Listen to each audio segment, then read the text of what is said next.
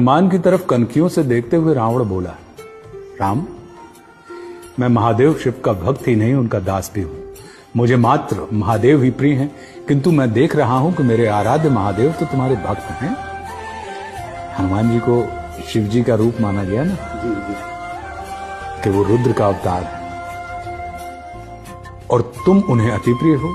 मेरे निदान के लिए उन्होंने तुम्हारा चयन किया है राम, क्योंकि महादेव अपने इस हठी दुराग्रही अति प्रिय शिष्य को मृत्यु नहीं मुक्ति प्रदान करना चाहते हैं। श्री राम ने कहा, महात्मन, ये सब कुछ आप राम से मित्रता करके भी प्राप्त कर सकते हैं, फिर मेरे प्रति आपके शत्रु भाव का कारण क्या है?